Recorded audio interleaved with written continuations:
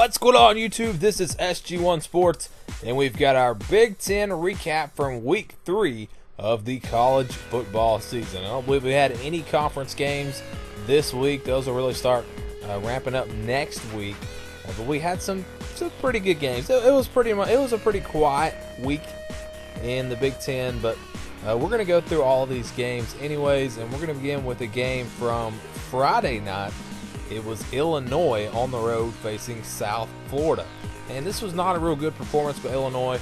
You know, they hung in here for a while, but they weren't really expected to compete in this game, and that's what happened. Quentin Flowers, just too much offense for South Florida. Illinois at least put up 23 points, so that's a good sign, I guess. But yeah, we thought maybe they're starting off 2-0. Maybe Illinois is a lot better this year, but that turned out not to be true as they come up with a pretty big loss here in this one.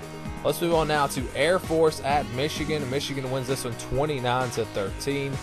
But this one was really close for a while. It was kind of similar to that Cincinnati game where Michigan just kind of pulled away late. There are some concerns with Michigan. That offense just can't seem to get it going. The defense, you know, holding this triple option team like this down to 13 points, that was impressive. I'm still very impressed with their defense. But they may need a little bit more out of the offense if they're going to beat some of these teams like Penn State, Wisconsin, and Ohio State in the Big Ten. So it was a good win for them. They struggled a little bit again offensively, but a win is a win, and at least it wasn't, you know, a game that came down to the wire or anything like that. Moving on to the next game. Oh, this is a tough one for Nebraska as they get upset 21-17 by Northern Illinois. 2 pick sixes in this game thrown by Tanner Lee. He was pretty good besides that, but this is a tough loss for Nebraska. Nebraska is one of those teams coming into the season that I said was not going to be very good this year. A lot of people argued with me. I can go back and show you some comments from Nebraska fans saying they were going undefeated. Well, I'm sorry, but that's not going to happen. Obviously, they've already lost 2 games. I didn't expect them to lose this game. I didn't expect them to struggle this much, but we'll see how they do going forward. But this is a tough loss for the Cornhuskers as they fall to 1-2. A bowl game could be in question now for them. Rutgers takes care of Morgan State 65-0. Lewis rushed for 58 yards and 4 touchdowns for Rutgers. I didn't really see any of this game, but at least they finally got their first win of the season. It's been a slow start for Rutgers. Had that blowout loss to Washington when they started off looking pretty good, but then they fell down the stretch, and then they lose to Eastern Michigan. So not going good here for Rutgers, but at least they get a win here. Iowa over North Texas 31-14. Iowa is looking pretty good. You know, they had to go to overtime to beat Iowa State. I think Iowa State's a pretty solid team, though. North Texas, you know, a pretty big win here, 17 points. It wasn't a blowout. I mean, a big-time blowout, but a win is a win again. And Iowa starting out 3-0 as they get ready for Big Ten play, a big one against Penn State coming up next weekend. That's the ABC Saturday night game. And how about Minnesota 34-3 over Middle Tennessee? Middle Tennessee is one of those teams that I thought was going to be pretty good coming into this season, one of those group of 5 teams, and they haven't really done much. So is it that they're not good, or is Minnesota a really good team? Because they're starting to look pretty good these last 2 weeks. The offense has gotten going for them, and the defense has been good all year. So Minnesota could be a team to watch in the Big Ten West as they get a big win here. And Wisconsin over BYU 40-6. This was one of those games I had on the upset alert because I was a little worried about Wisconsin going on the road.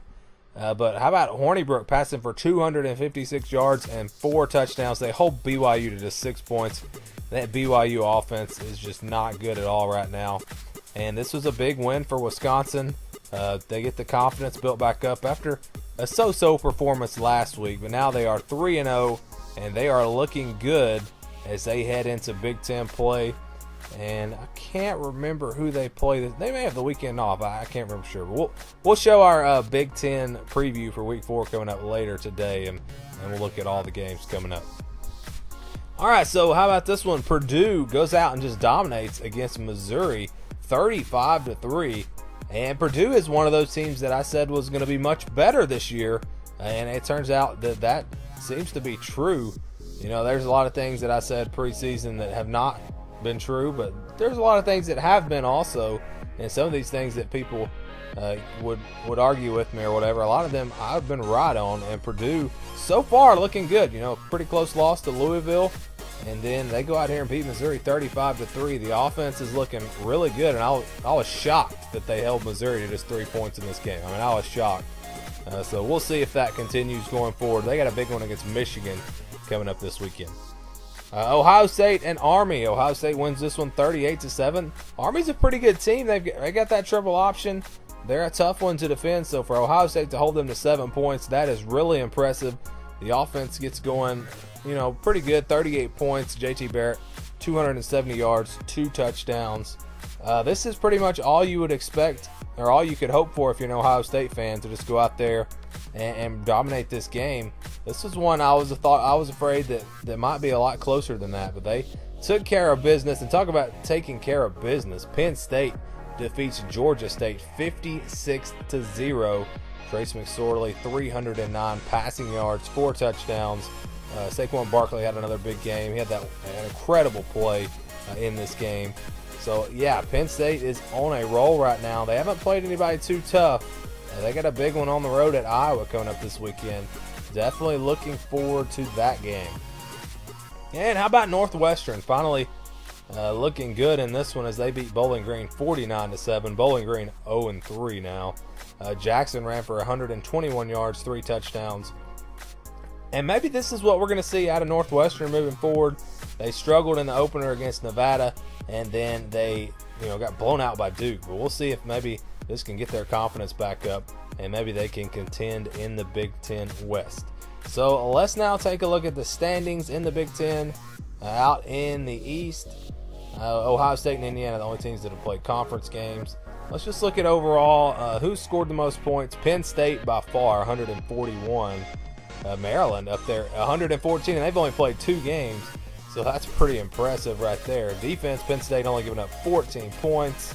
Michigan State's only giving up 24, so they're doing pretty well also. And they've only played 2 games. So yeah, can't look into that too much. Rutgers, even though they're 1-2, they've only given up 46 points. Michigan's given up 44. So this is always just interesting to look at. It doesn't necessarily mean anything. Let's go out to the West now and see what we got out there. No conference games have been played. So we only have 1 conference game in the Big Ten so far, but we will have many more coming up this weekend. All right, let's see who scored the most points. Wisconsin, 130. You think about them having a good defense, but that offense has been rolling this year. And Purdue also 107 points so far.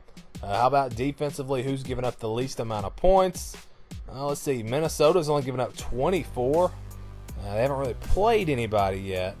So I wouldn't read too much into that. Wisconsin only giving up 30 points.